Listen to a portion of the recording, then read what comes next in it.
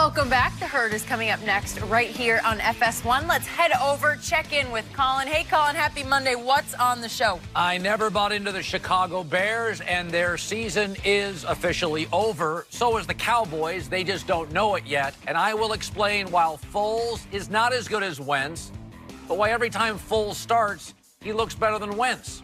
That's coming up. All right, Colin, thanks. Time for our final topic of the day.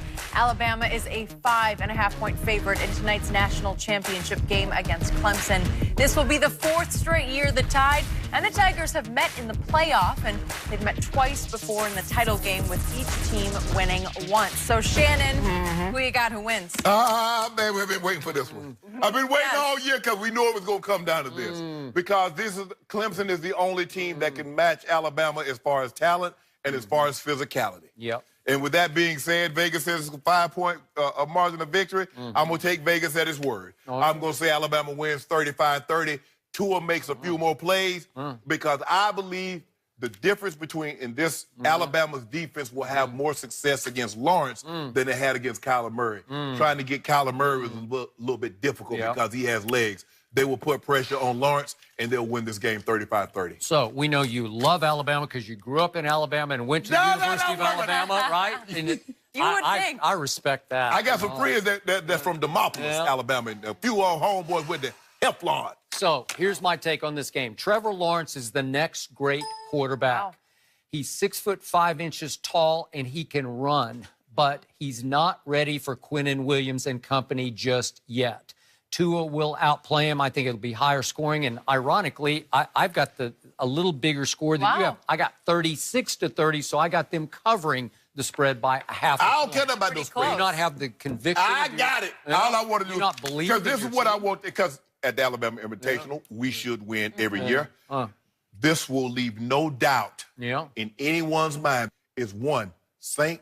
Nick Saban. Really? Yeah. Greatest college coach or the greatest combined coach to walk the college sidelines. How about combined pro and college? No, we don't combine nothing. That is it for us. We'll be back tomorrow morning.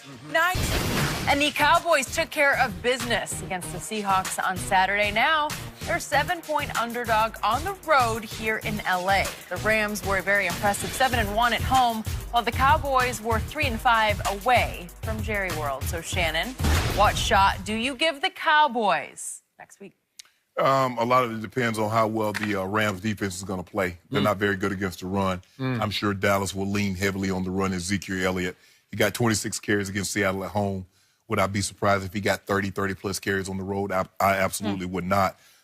You don't want Dak dropping back 30-plus times against Sue and Brockers, and obviously the guy that's going to win the Defensive Player of the Year and Aaron Donald.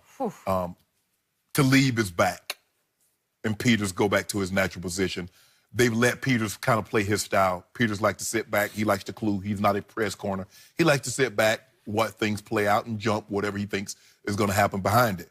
But the Cowboys have a chance.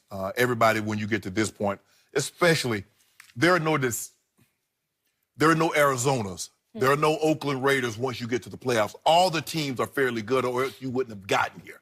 Every once in a while, Skip, you get a scenario where you get a team that's 8-8 or 7-8, whatever the case may be. Skip, you're like, wow. But they can win a game. I mean, Seattle won a playoff game at 7-8-1. They did. So anything can happen. But Dallas won 10 games. They won their division. They got arguably the best running back. I think Le'Veon didn't play, so we have to remove him. I think he's behind Todd Gurley. I would take Todd Gurley over Zeke. But Zeke is top 2 running back in all of football. Amari Cooper has been unbelievable. I think he's the biggest reason we see his offense take that next step. So they have a great chance.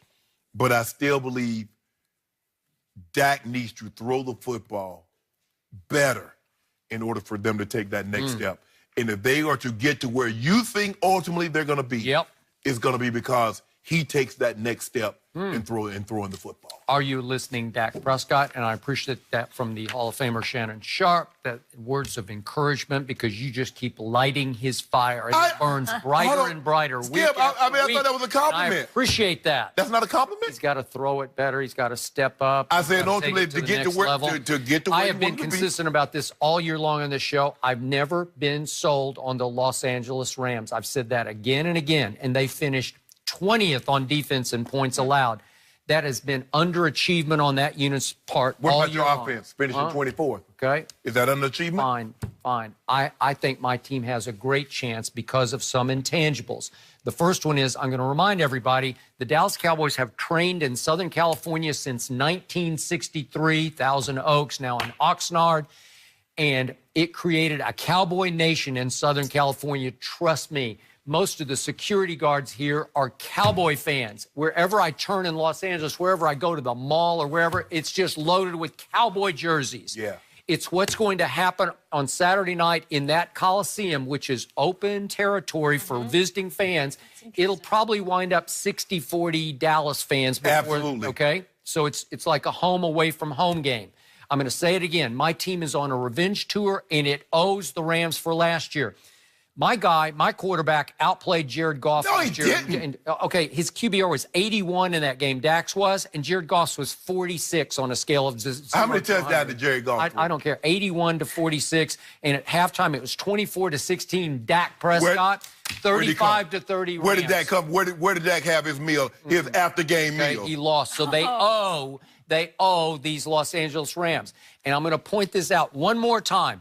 Dak's coming out party, where he announced himself to the world, was right here at this stadium in August, first preseason game of the 2016 series. That was Jeff Fisher. No, that don't count. All right, you know what? I'll give you that. But Dak Prescott, you can ask my man Eric Dickerson, who was on the sideline that night.